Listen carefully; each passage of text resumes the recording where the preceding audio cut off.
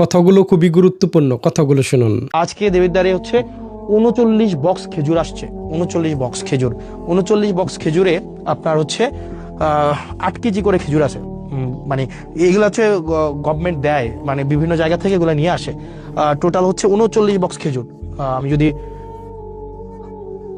39 box খেজুর 39 into 8, তাহলে কয় কেজি খেজুর? 8 নং 72-এর 2, হাতে আছে 7, 3 8 24, সাথে হচ্ছে 31, 312 কেজি খেজুর আসছে। ভুল হয়েছে নাকি? ঠিক আছে না? হ্যাঁ, 8 নং 72-এর 2, 7, 3 8 24, সাথে 31, হ্যাঁ ঠিক আছে। 312 কেজি খেজুর আসছে। 12 কেজি খেজুর 15টা ইউনিয়নের যেই হচ্ছে মাদ্রাসাগুলো আছে, মাদ্রাসাগুলোতে হচ্ছে ভাগ করে দিবে, হয়তো 3 কেজি করে হয়তো পাইতে পারে আর কি। তো এই খেজুর কিছুদিন পরে কুরবানিকে সামনে রেখে উটের মাংস, দুম্বার মাংস এগুলো আসবে।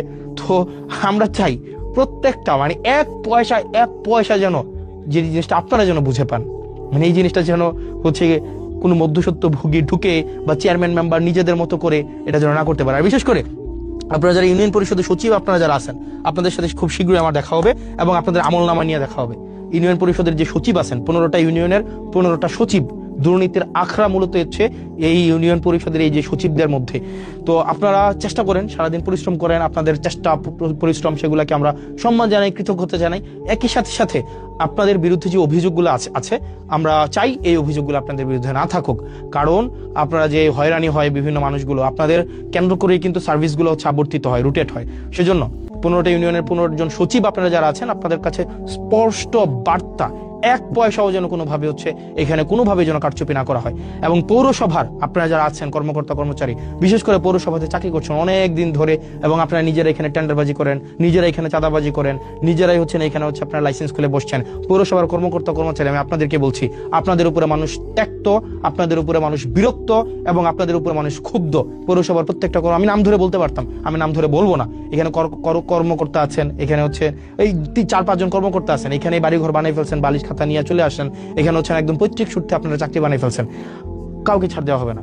এবং আপনি যদি জনগণের প্রতি কমিটেড না হন, আপনি যদি এখানে কোনো ধরনের অর্থ হচ্ছে অবৈধ অর্থের সন্ধানে আপনি থাকেন, তাহলে আপনার জন্য এখানে চাকরি করার শুভনীয় না। এবং আইনগত যে ব্যবস্থা আছে আপনাদের বিরুদ্ধে, সেই ধরনের আইনগত ব্যবস্থা নেওয়াই সমীচীন। সেজন্য প্রত্যেকটা ডিপার্টমেন্ট দেবিদ্বারের, এই ডিপার্টমেন্টগুলো যদি যথাযথভাবে ফাংশন করে, তাইলেই দেবিদ্বারের যে উন্নয়নের যে ধারাবাহিকতা সেটি অব্যাহত থাকবে।